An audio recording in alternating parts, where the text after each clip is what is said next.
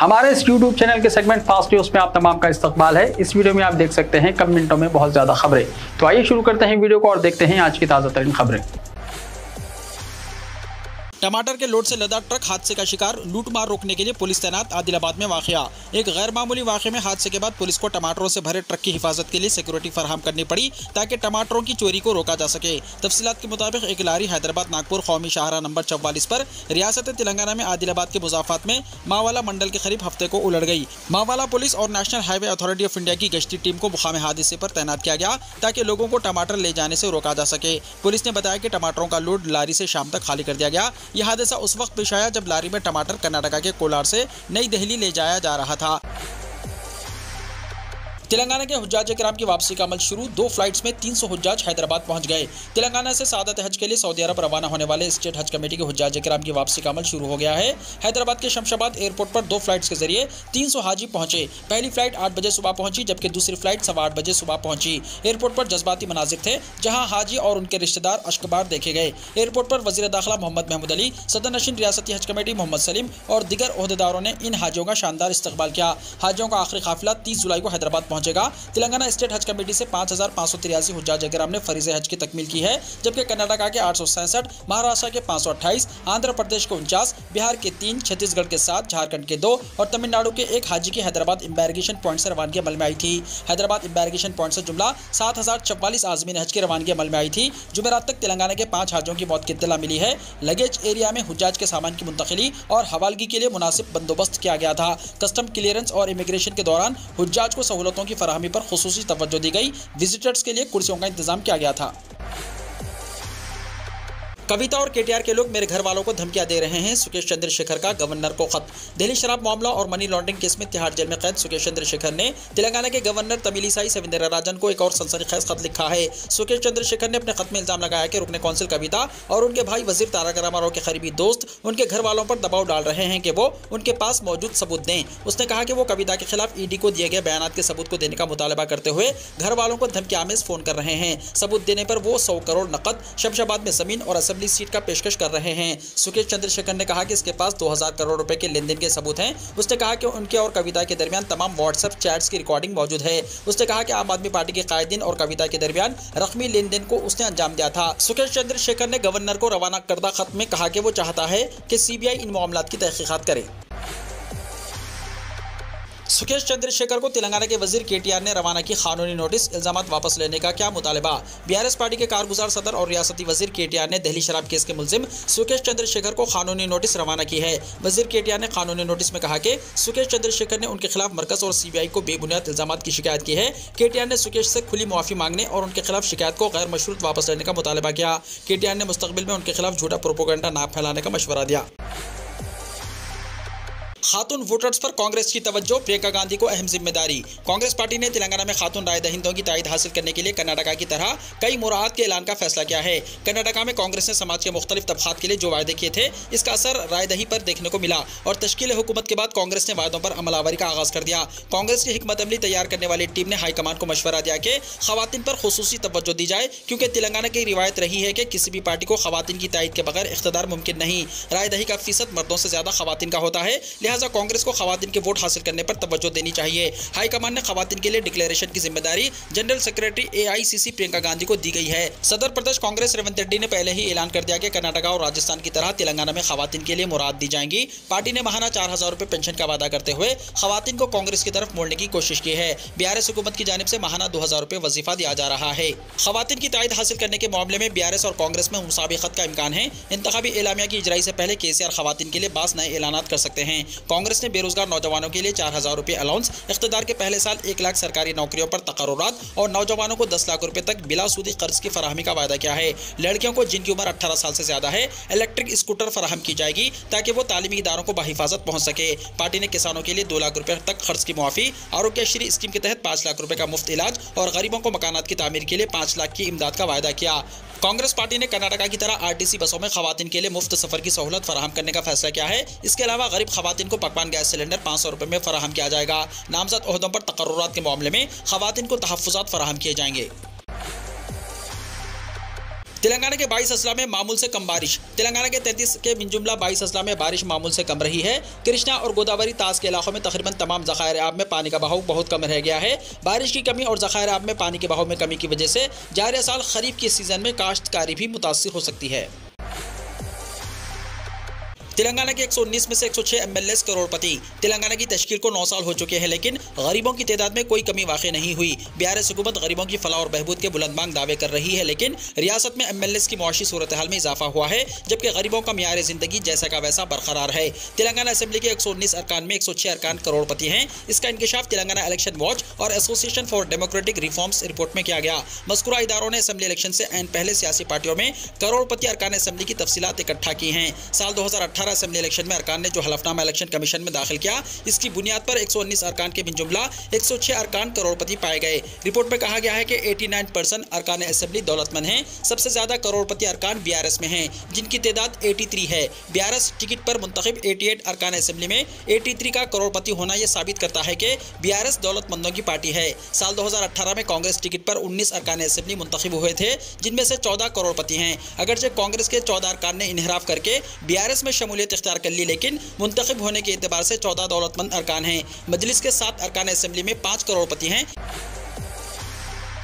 तेलंगाना के आदिलाबाद जिले में शदीद बारिश से पुल पानी में बह गया, कई इलाकों का राब्ता टूटा। तेलंगाना के आदिलाबाद जिले के जिनेत मंडल मुस्तकिर में शदीद बारिश की वजह से तरनम ब्रिज के नीचे बनाया गया एक आर्जी पुल टूट गया, जिसकी वजह से तलबा और आवाम को शदीद परेशानी का सामना है। इस मौके पर देहातियों ने कहा कि बराए नाम तामीर किया जाने वाला पुल टूटने से आवाम और तलबा को शदीद परेशानी का सामना करना पड़ रहा है। जिनेत बेला मंडल मराकज से कई नौजवान रोजगार के सिलसिले में आदिलाबाद जिले मरकज जाते हैं। आवाम इस बात पर तशवीश का इजहार कर रहे हैं कि इस पुल के तामीर न होने की वजह से जिनेत मंडल सेंटर जाने वाले तलबा को मुश्किलात का सामना करना पड़ रहा है। यहाँ के अवाम मुताल्लिक़ा अवामी नुमाइंदों और हुक्काम पर बरहमी का इजहार करते हुए जल्द से जल्द ब्रिज की असर-ए-नौ तामीर का मुतालबा कर रहे हैं। यक्सा सिविल कोड मसले पर तेलंगाना में बीजेपी का मोहतात रवैया। यक्सा सिविल कोड के मसले पर बीजेपी अगरचे मुल्क भर में मुहिम चला रही है, लेकिन तेलंगाना में पार्टी ने मोहतात रवैया इख्तियार करने का फैसला किया है, ताकि मुस्लिम वोटर्स को मुत्तहदा तौर पर कांग्रेस की तायद से रोका जा सके। पार्टी क़यादत ने सख्तगीर और शिद्दत पसंद रियासती सदर बंडी संजय को तब्दील करते हुए किशन रेड्डी को सदारत की जिम्मेदारी दी है, जिनका शुमार माकूल पसंद कायदीन में होता है। पार्टी ने रियासती क़यादत और इलेक्शन मैनेजमेंट कमेटी दोनों की जिम्मेदारी एतदाल पसंद कायदीन को दी है। इटेला राजेंद्र अगरचे बीजेपी के रुकन असेंबली है, लेकिन वो बुनियादी तौर पर बाएं बाजू नजरियात के हामी रहे हैं। बावसूख ज़राए के मुताबिक तेलंगाना की सियासी सूरत हाल में बीजेपी क़यादत का मानना है कि यक्सा सिविल कोड पर जारिहाना मौक़िफ़ से बीजेपी को नुकसान होगा। मुस्लिम वोटर्स बीआरएस से नाराज हैं और बीजेपी की शिद्दत पसंदी के नतीजे में मुसलमान मुत्तहिदा तौर पर कांग्रेस की तायद कर सकते हैं। बीजेपी चाहती है कि मुस्लिम वोट कांग्रेस और बीआरएस के दरमियान तकसीम हो जाए, ताकि ज़ायद हल्कों में इसे कामयाबी हासिल हो। बताया जाता है कि पार्टी क़यादत ने हिदायत दी है कि यक्सा सिविल कोड पर किसी भी तबसरे से गुरेज किया जाए। हिंदू कायदीन की जानिब से यक्सा सिविल कोड की तायद की सूरत में मुसलमान कांग्रेस की तरफ रुजू हो सकते हैं। उर्दू मीडियम स्कूलों को उर्दू अकेडमी से 37 लाख की इजराई। तेलंगाना उर्दू अकेडमी की जानिब से सरकारी उर्दू मीडियम स्कूलों में इंफ्रास्ट्रक्चर की फराहमी के लिए इमदादी रकम डायरेक्टर स्कूल एजुकेशन से वापस होने के बाद दोबारा स्कूलों को जारी कर दी गई। सदर नशीन उर्दू अकेडमी मोहम्मद ख्वाजा मुजीबुद्दीन के मुताबिक इंफ्रास्ट्रक्चर की फराहमी के लिए अकेडमी ने 333 उर्दू मीडियम स्कूलों के लिए फीकस 50,000 रुपये के हिसाब से जुमला 1,66,50,000 रुपये की मंजूरी दी है। यह रकम मुतल्लिका स्कूलों को रवाना कर दी गई थी, लेकिन 157 स्कूल्स की रकम 78,50,000 रुपये डायरेक्टर स्कूल एजुकेशन के अकाउंट में वापस चली गई थी। उन्होंने कहा कि 157 स्कूलों की रकम को वापस हासिल कर लिया गया है और आज 74 स्कूलों को 37 लाख रुपए जारी कर दिए गए। ख्वाजा मुजीबुद्दीन ने बताया कि बाकी स्कूलों के जिम्मेदार हेडमास्टर के नाम बैंक अकाउंट खोलें ताकि रकम मुंतकिल की जा सके। उर्दू अकेडमी की जानिब से बैंक मैनेजर से दरख्वास्त की गई है कि वो स्कूल हेडमास्टर से ताउन करें। मज़कूरा स्कूलों से दोबारा दरख्वास्त दाखिल करने की ख्वाहिश की गई है। बोनाल जुलूस। पुराने शहर के कई इलाकों में ट्रैफिक पाबंदियां।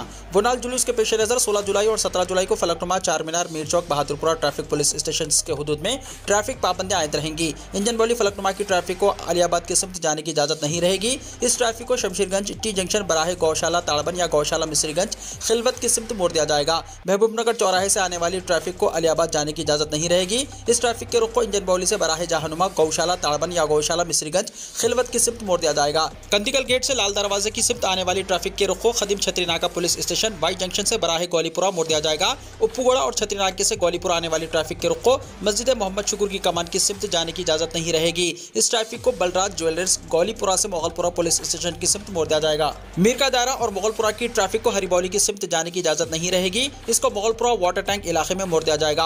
असरा हॉस्पिटल और मोगलपुरा वाटर टैंक से चार मीनार मेन रोड को जाने की इजाजत नहीं रहेगी, बल्कि इसको बीबी बाजार की सिमत मोड़ दिया जाएगा। भवानी नगर और तालाब कट्टा की ट्रैफिक को चार मीनार जाने की इजाजत नहीं रहेगी, बल्कि इसे बराह आलिजा कोटला मंडी मीरालम मोड़ दिया जाएगा। याकुतपुरा की ट्रैफिक को गुलजार हाउस आने की इजाजत नहीं रहेगी। इस ट्रैफिक के रुख को एतबार चौक से बराह मंडी मीरालम और अलीजा कोटला रोड मोड़ दिया जाएगा। पुरानी हवेली से टीपू खां मस्जिद बराह छत्ता बाजार आने वाली ट्रैफिक के रुख को लक्कड़कोट चौराहा बराह APAT जंक्शन या दारुशफा मोड़ दिया जाएगा। चादरघाट नूरखा बाजार SG रोटरी की ट्रैफिक को सालारजंग म्यूजियम रोड जाने की इजाजत नहीं रहेगी, बल्कि इसके रुख को SG रोटरी से बराह पुराने हवेली और चादरघाट मोड़ दिया जाएगा। इसी तरह खिलवत या मूसाबौली रोड की ट्रैफिक को लाड़ बाजार जाने की इजाजत नहीं रहेगी, बल्कि इस ट्रैफिक के रुख को मोती गली जंक्शन से बराह खिलवत प्लेग्राउंड या मूसाबौली मोड़ दिया जाएगा। बंडी का अड्डा और घासी बाजार से आने वाली ट्रैफिक के रुख को गुलजार हाउस जाने की इजाजत नहीं रहेगी। इस ट्रैफिक को मिट्टी का शहर शहर बातिल की कमान से घासी बाजार और चेलापुरा मोड़ दिया जाएगा। पुराना पुल गुडविल होटल और मूसाबौली से नया पुल बराह हाई कोर्ट जाने वाली ट्रैफिक के रुख को मुस्लिम जंग पुल बेगम बाजार छतरी की सिमत मोड़ दिया जाएगा।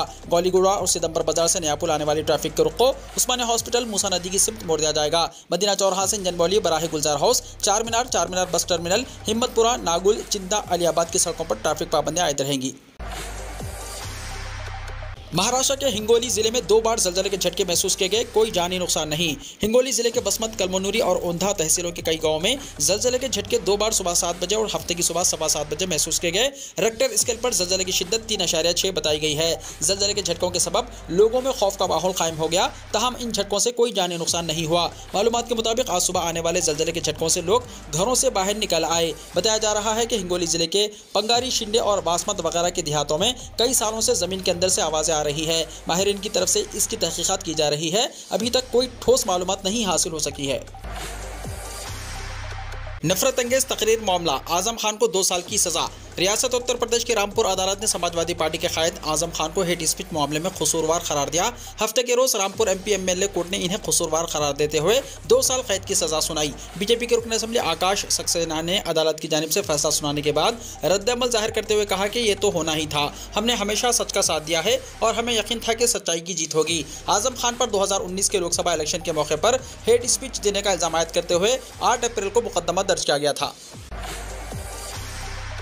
निकाह के सिर्फ 2 घंटों बाद ही दूल्हे ने दे दी दुल्हन को तलाक। रियासत उत्तर प्रदेश आगरा के ताजगंज में वाक़ एक शादी खाने में जुमेरात को 2 बहनों की शादी हुई। एक की विदाई हो गई, जबकि दूसरी बहन को गाड़ी और जेवरात का मुतालबा करते हुए शादी के 2 घंटे बाद तलाक दे दी गई। लड़की वालों ने दूल्हे वालों के हाथ जोड़े, मगर ससुराल वाले ना माने। दूल्हा 3 बार तलाक कहकर वहां से चला गया। पुलिस ने इस मामले में दूल्हा समेत 6 अफराद के खिलाफ मुकदमा दर्ज कर लिया है। तफसीलात के मुताबिक मंटोला के इलाके धूलीघर के रहने वाले कामरान वारसी ने बताया कि फतेहाबाद रोड पर वाक़ प्रियांशु गार्डन में उनकी 2 बहनों गौरी और डोली की शादी मुकर्रर थी। घरेलू सामान, जेवरात, नकदी वगैरह मिलाकर बहनों की शादी पर तकरीबन 30 लाख रुपए खर्च किए गए। गौरी का निकाह पहले पढ़ाया गया, वो अपने दूल्हे और ससुराल वालों के साथ चली गई। इसके बाद डोली की शादी आसिफ नामी नौजवान से हुई, बस विदाई होनी बाकी थी। इल्जाम आयद किया गया कि दूल्हे के घर वालों ने गाड़ी का मुतालबा किया। दुल्हन के घर वालों ने मिन्नतें की, लेकिन ससुराल वाले नहीं माने। दुल्हन के घर वालों के समझाने के बाद भी वो विदाई के लिए तैयार नहीं थे। दूल्हा आसिफ अपने चंद रिश्तेदारों के साथ ठहरा हुआ था। बाद अज़ा इसने सबके सामने अपनी दुल्हन को 3 बार तलाक कहकर वहां से रवाना हो गया।